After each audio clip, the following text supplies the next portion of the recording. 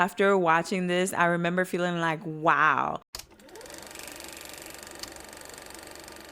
Y'all, so let's talk about Now You See Me, Now You Don't. First off, such a clever title for a magic trick type of movie. If you haven't seen the other ones, they definitely need to tune into Now You See Me and Now You See Me Too, because this trilogy wraps everything together so well. I wanted to watch this just because I've watched the other two from before and absolutely loved them. Based off of those, I had really high expectations for the third one. But after seeing the movie, I had mixed feelings. But if you're not familiar with Now You See Me, Now You Don't in the story plot, it basically says right here, the four horsemen and a new generation of illusionists try to bring down a worldwide criminal network. Basically, they're doing what they were doing before, where they're using magic tricks to bring down a group of people. In this specific one, they were after this beautiful woman who I've seen in other movies before that basically has a diamond empire that's supported by a bunch of criminals. So easy to follow because it was so simple. They're doing magic tricks, stealing from people who basically stole from others, and giving it back to the rest of the world. Some of the things I really loved about the movie included the acting, the main characters, and how they blended the old school horsemen with the new generation of magicians. The movie started off with a horseman doing what they usually do, basically magic tricks within a crowd, but this was underground because they're supposed to be away. And right after seeing this magic trick being done, we were able to see how exactly they put this together and getting a little bit of explanation as to how people actually do magic tricks, which I absolutely enjoyed because I'm always wondering how exactly do they do this. And throughout the whole movie, you can see how they're doing magic tricks and explaining it to you, which I thought was really genius because it covers that part of your brain that's wondering how exactly do they do this. Continuing throughout the movie though, you see that Atlas is one of the main characters that comes back because he was essentially requested to complete this mission by the Eye. So he's joining forces with the younger generation to bring down the lady who has an empire of diamonds. And so of course, I'm wondering, are the other horsemen coming in the movie? Because I saw them in the trailer and eventually they do come in and the story just unravels perfectly. I'm talking the stunts were amazing. The magic tricks were amazing. The transitions were amazing. The cinematography was perfect. And not to mention the story plot and how it unfolded. And like I mentioned before, one of my favorite things was how they blended the millennials with the Generation Z to represent both generation in their uniqueness when they're doing magic tricks. And overall, I think the whole idea of bringing down crime lords really resonates with Generation Z. And I think that was intentionally done within the movie. Now, if we're comparing this movie specifically with the other two movies from before,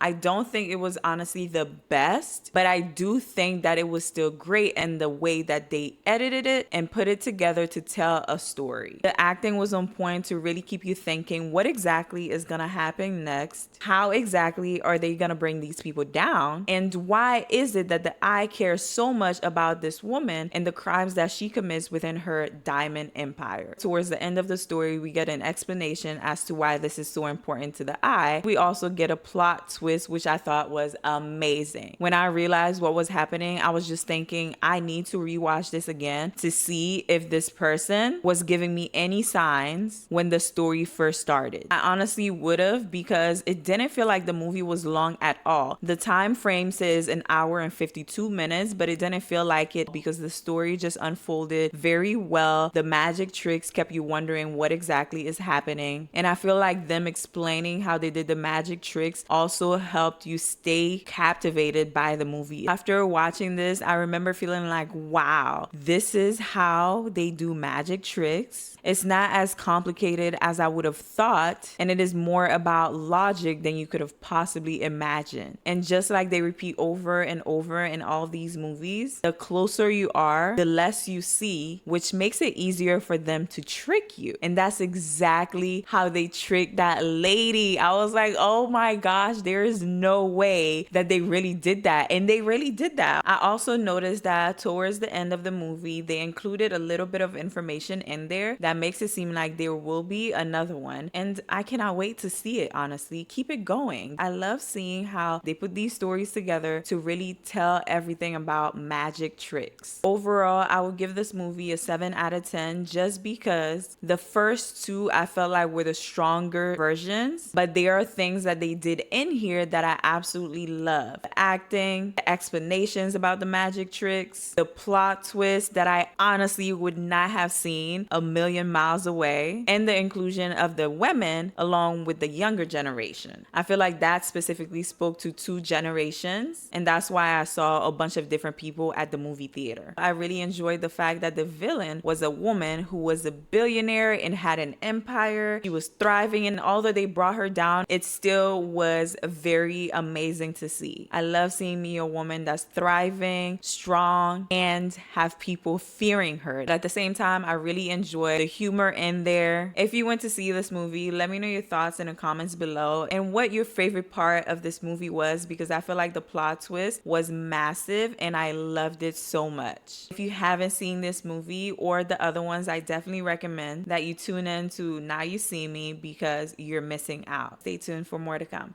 Until then, bye.